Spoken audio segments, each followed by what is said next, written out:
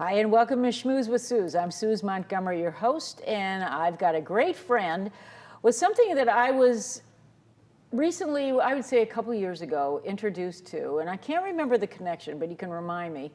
I've got Laura Walter with me from the Education Through Music with the Ojai Music Festival. And who was it that introduced me? Liz Helms. That's it, Liz Helms. She's still doing her stuff, right? She still is. She's amazing, so is Kenny. Yeah. Well, Laura intrigued me enough when I heard what she did. It was kind of like, wow, why don't we do more of this? And I asked her if she'd come on the show and share it with us. So you got to tell me what's going on, because I haven't seen you for a couple of years, but how does, well, first of all, how did you get to Ojai? Because you're in Ojai, correct? Right, okay, right. So how'd you get there? So I got there from Ventura. Oh, you went right up 33. Not too far. Oh. I started working with the music festival because they don't have any music in kindergarten, first, second, and third grade. So the music festival goes into the schools and provides music for the children.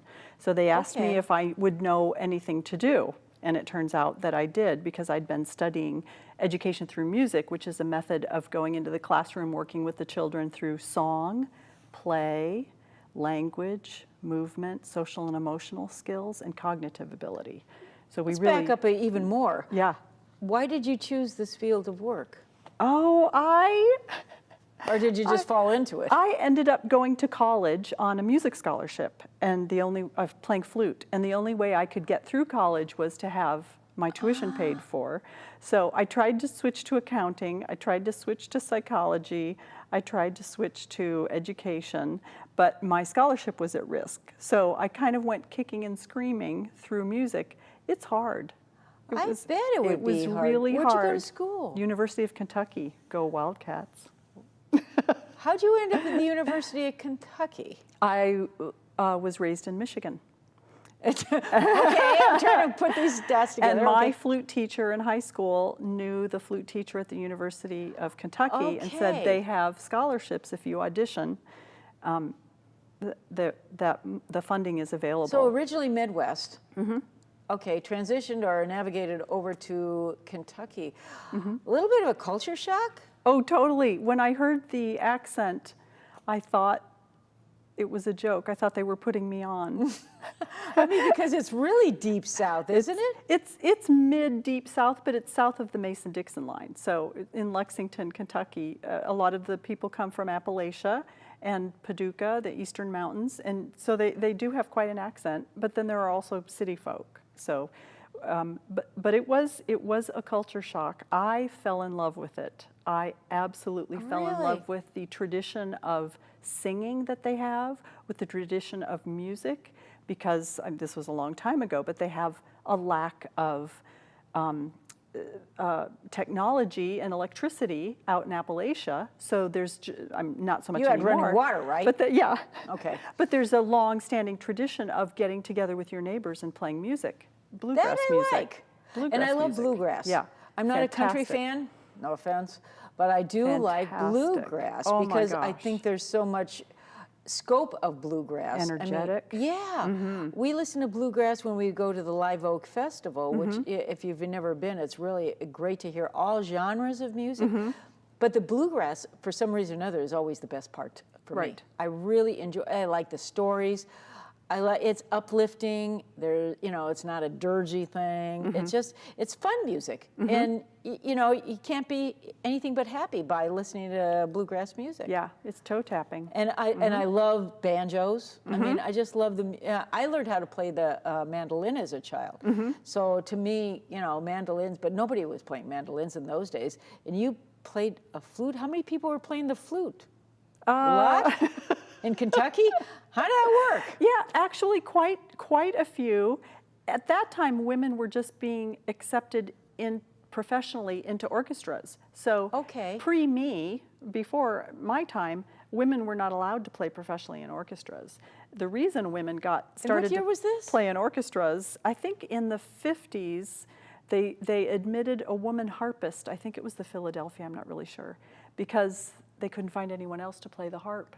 But if you look at Fantasia, and if you look at any of those, the movie, and if you look at any of those pictures of the orchestra, they're all men. I never thought about it. Yeah. And, oh my God. And so now, that's like so flute players, there are a lot of men who are highly successful making tons of money playing the flute, but now women are playing in orchestras. But it's a really hard job to have a family and practice enough to be successful and teach enough to keep your chops up and then perform. So it's very difficult. You still play the flute? Yep. You probably play most genres of music? Classical, and That's it? I can play a little bit of blues by ear, but it's not my thing. I can fake it just a little bit. Interesting. I think it was in the late 60s I fell in love with listening to Hubert Laws. Yes, You remember Hubert Laws? I remember Jazz Hubert flautist. Laws, yep. I still have his music, I still listen to it. And then Ian Anderson. Ian Anderson, Yep. oh, he was fabulous. I mean, I think the flutes in our granddaughter, which you taught, is probably, and that's Claire, I think she renewed my interest in the flute. Yeah. I mean, because I didn't realize there was so many, there's an alto flute, there's an alto flute, there's a bass flute, there's a soprano, which you don't see very often, there's a piccolo with the tiny one, but now there's a double bass flute, which is twice as big as the bass, and then there's a double contra bass flute, which is 4 times as big as the bass. And what's the applications for that? So when you have a group of flutes playing together, it's called a flute choir, and I happen to have one this summer. We're going to be playing at the Ventura Townhouse August 22nd at 6:30. I teach next door. It's a free concert for the residents there. So 10 of my students are coming. I don't have a contrabass, but I do have a bass and an alto. But that contrabass, you have to play the head joint where you blow and comes across here, then it goes up like a triangle, the tube is this big, and then it comes down, it sits on the floor, and then it goes up. So you have to stand up to play it. And it's gigunda. It's just huge. That's not like a typical junior high kid carrying home a flute case from school thing. No, I mean, no, how do you haul this thing around? You'd have to have, that's a Why would somebody be attracted bass to be playing with that kind of a huge piece of an instrument? It's called the nerddom of the flute world. I thought I was a nerd. I thought I was a nerd. Obviously, I'm not that nerdy. But that way we can get the bass tones. Yeah. Really? So I have asked some students to come in and play tuba when we needed a bass tone, and that's way fun. So you teach flute, but can you teach other instruments? No, just flute. You just specialize in one thing. But okay, so you started with the flute, and you went all the way through college with the flute, and you still teach, which is interesting to me that you're still engaged in doing that. Oh yeah. So do you play in venues, like you said, like... the Symphony in Santa Barbara when they need an extra, the opera up there when they need an extra, the community choirs up there when they hire an orchestra, the Gold Coast Choir that Liz Helms conducts when they need an orchestra. From here. Yeah. So I go... You get gigs. I get gigs, yeah. Yeah. Who knew? I'm really impressed by this. I did not know that about you. I thought you just did the kids thing. No. In fact, I played a wedding a couple of weeks ago at the Biltmore. They hired an orchestra, and they just wanted film score music. So rehearsal at 2, wedding at 7. So we go through so Harry Potter, Jurassic Park, Lion King, Beauty and the Beast. No food. Oh, bummer. Money. No food. Oh, okay. Yeah. So we get there, we go through the rehearsal, and then we're the surprise, we're the grand surprise, and they open up, and here's the orchestra. And it was a surprise for the bride. It was so sweet. And so interesting. So we got to play all this film music, which is gorgeous, beautiful stuff. Big orchestrations. Yeah. Beautiful wow, music. Interesting. Yeah. How many pieces in the orchestra? That was the West Coast Symphony, conducted by Michael Schossberger, and so there were it was smaller, it was maybe 40.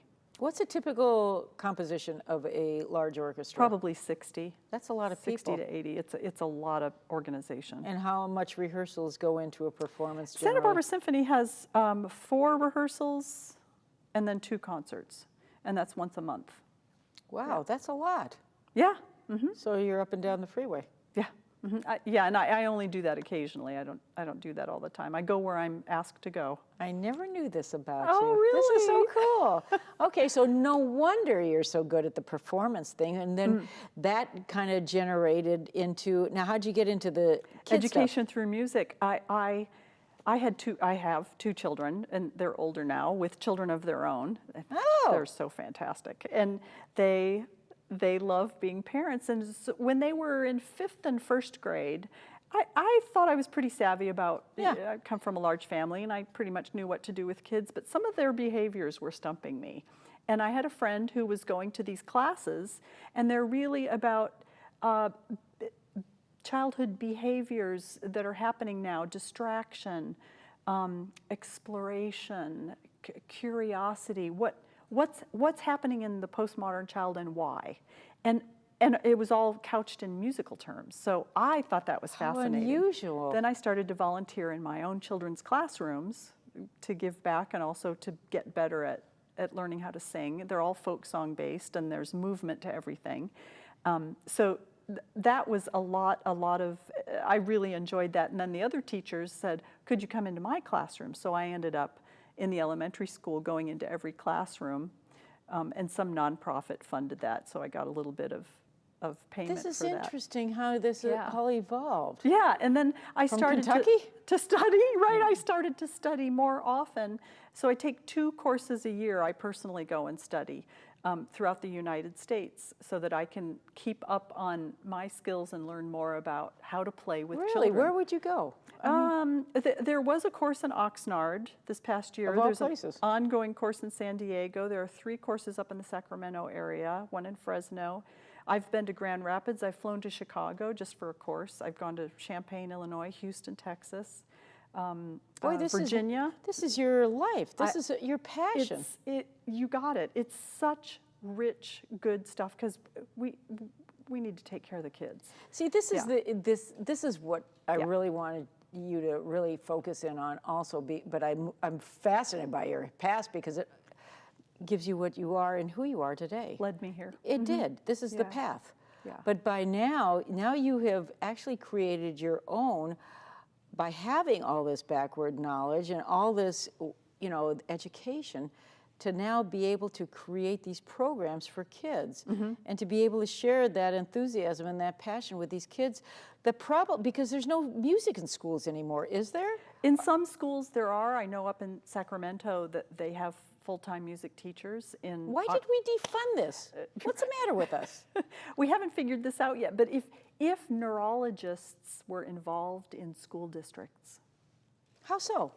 If they were the principals or the administration. Why would it be a neurologist? Because education is about the study of the brain and how the brain learns. And this is a developmental neurologist's specialty. I've never heard of that either. Right? This is what they specialize, developmental neurology. So there are a lot of psychiatrists who study childhood trauma, how to treat that. There are a lot of OT, occupational therapists, physical therapists who know that one of the reasons children are not settled in their bodies is because they're not moving enough. Recently I heard a physical therapist speaking on this subject. This is all through education through music and the courses I take, with the problems in pregnancy that normally happen, a lot of women are now placed on bed rest.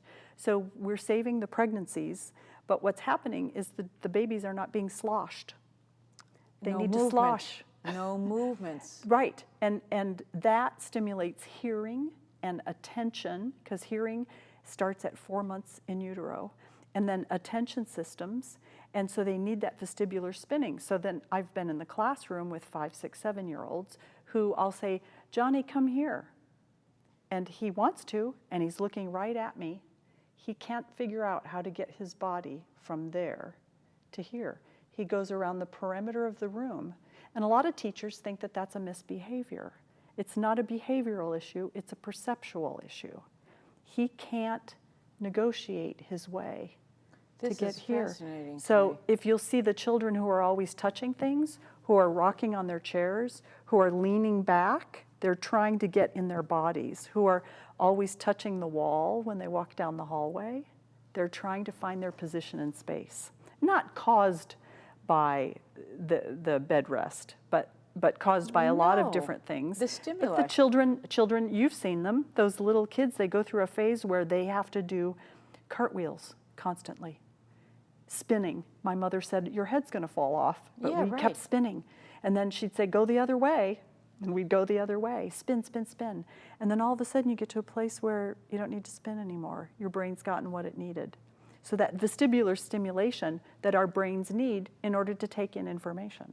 This is a fascinating way of education I've never heard of before. This is, I mean, to think about how you could change a whole path of a child if you identify this, but how many people other than yourself would actually have the tools or the knowledge to be able to identify that's what you need to do to refocus the child.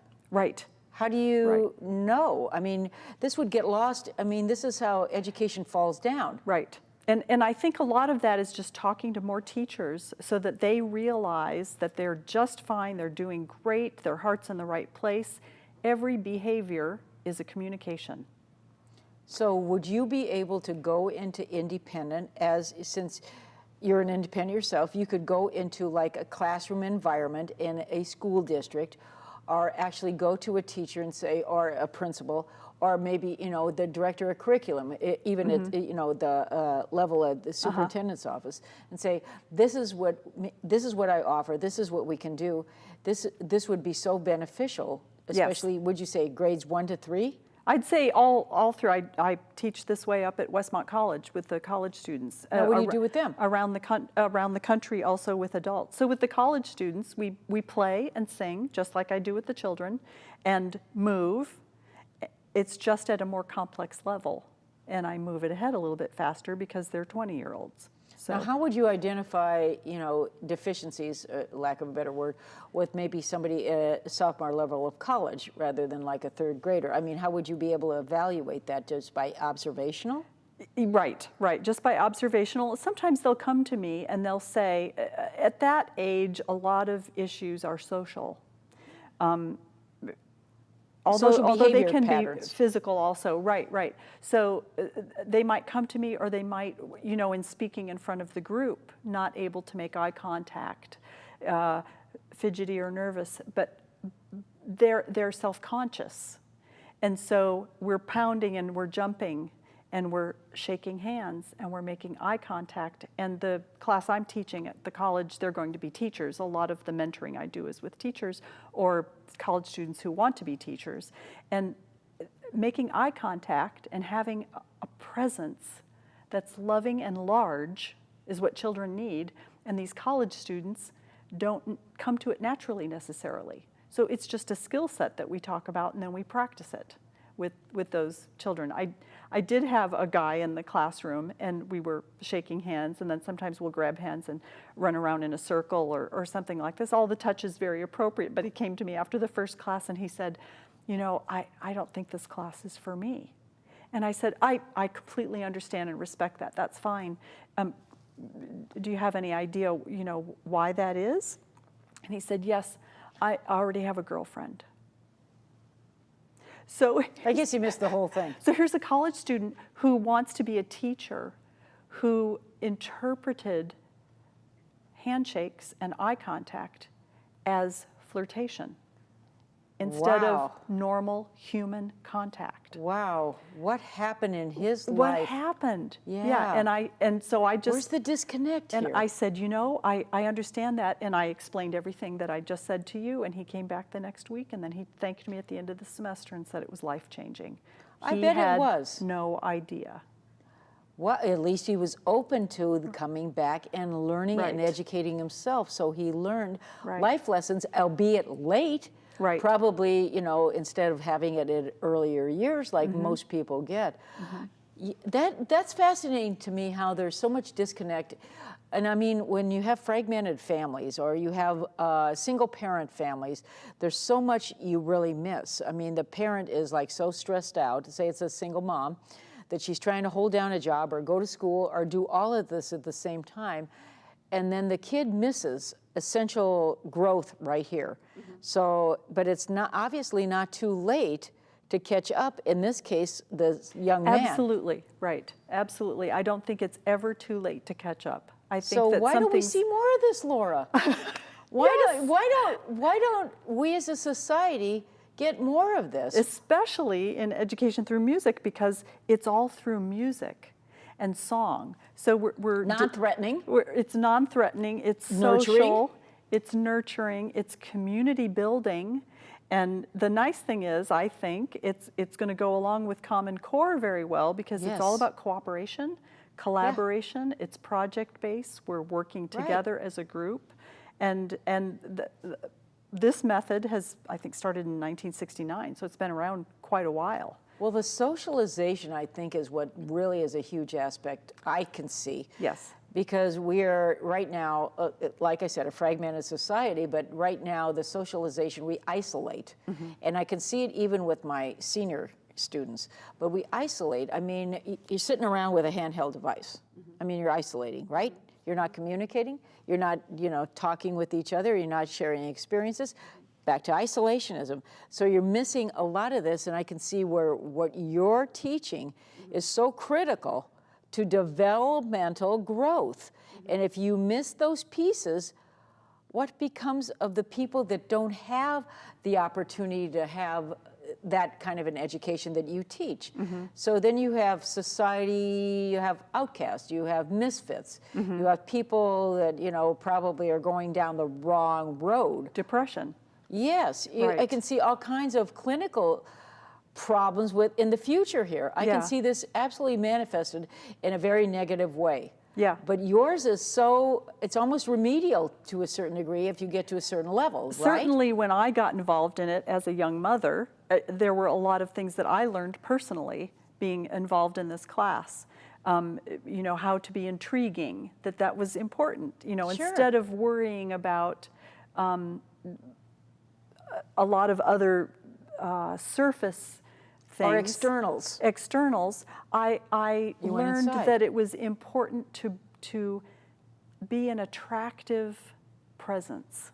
I totally get that. For children or adults or anybody that I'm going to have a more enjoyable time. You're giving people self-confidence. Yes. In a lot of respects. You're giving them the lessons that they should have had years.